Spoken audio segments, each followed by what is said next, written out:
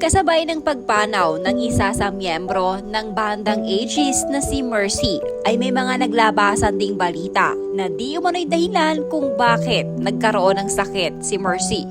Kaya naman naglabas ng statement ang mga kasama ni Mercy at mariing pinapulaanan ng mga ito ang mga maling impormasyon.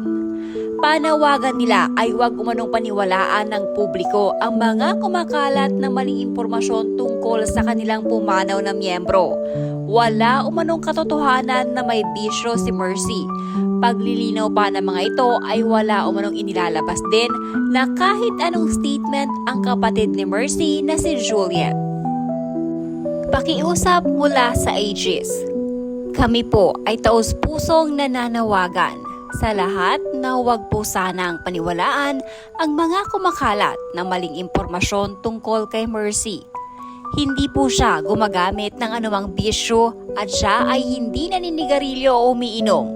Wala rin pong anumang panayam na ibinigay si Juliet na naglalaman ng mga pahayag laban sa kanyang kapatid. Nais po naming humiling ng respeto, hindi lamang para kay Mercy kundi pati na rin para sa kanyang pamilya. Isipin po sana natin ang bigat ng epekto ng ganitong mga maling balita. Sa paghahangad ng atensyon at clicks, nawawala po ang paggalang sa dignidad ng mga yumao. Sana po ay makapagbigay ito ng pagkakataon sa lahat na magmuni-muni at maging mas responsable sa pagbabahagi ng impormasyon. Maraming salamat po sa inyong pag-unawa. Ilang oras matapos na naging pakiusap ng mga miyembro ng bandang Aegis ay minabuti na din maglabas ng mismong kapatid ni Mercy na si Juliet ng public statement. Nakasaad dito, "To all who have and are sharing our grief for the passing of our beloved sister Mercy, in behalf of my whole family, I sincerely thank all of you for reaching out and sharing your condolences and sympathy at this very lowest point of our lives.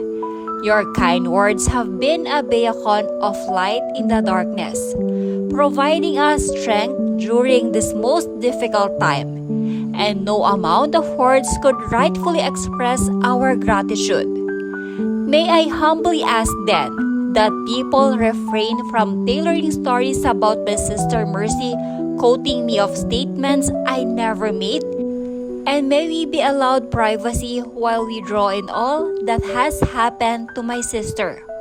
Allow me to reiterate, I, Juliet Sonot of Aegis, had never communicated with anyone for interviews and had never made statements that Mercy was into any vices. Please, stop spreading malicious accusations against my sister." Ayan, ang dami kasing nagmamarunong. Tama, hindi porket nagkaroon ng sakit sa baga ay may bisyo na.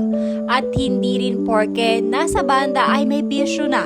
Kaya sana itikom na lang ang bibig kung walang magandang sasabihin.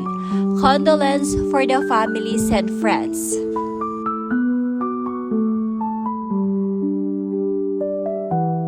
My deepest condolences po sa mga naiwang pamilya at sa Aegis Band. Ramdam ko po ang sakit na mawalan ng mahal sa buhay.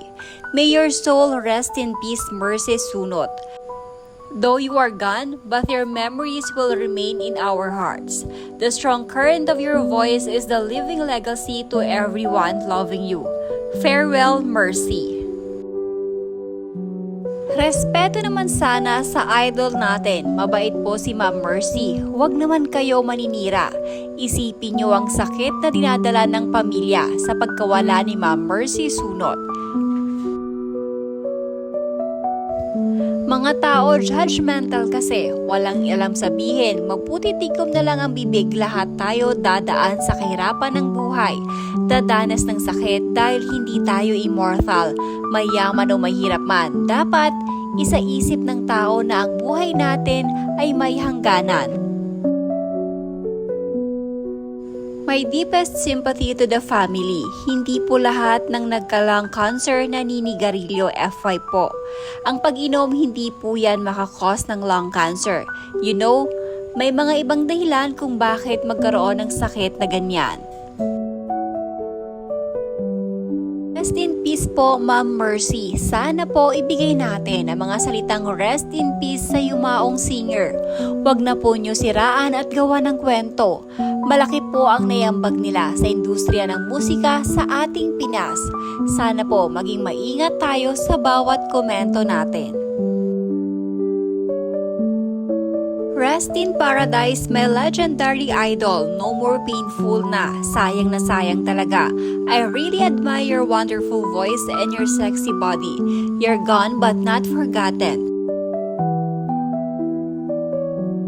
Our deepest sympathy and condolences, idol. Sobrang sakit din para sa aming mga fans nyo na mawalan ng isa sa mga hinahangaan talaga namin. But still, pakatatag po kayo, idol. We always support you as your favorite band of all time. Condolence to whole family, pakatatag lang po kayo, hayaan nyo na po yung mga taong walang magawa sa buhay. Isa ako sa tagahanga nyo. Super nakakalungkot po na nawala siya.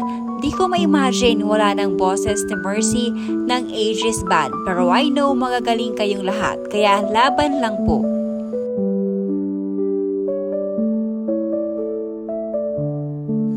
Condolence po, sobrang nalulungkot po ako sa nangyari. Idol na idol ko po kayo. I was deeply saddened to hear of the passing of my idol Mercy. Growing up, listening to Aegis songs has been a significant part of my life. Born in 1988, the Aegis made my world exciting even in my province where there was no electricity. The radio broadcasting Aegis music would bring me joy and the urge to sing. Despite not having the best voice in this difficult time, please know that we, the fans of Mercy and Aegis, share in your pain. Stay strong and resilient. Your music has touched many lives, mine included, and we are here to offer our unyielding support.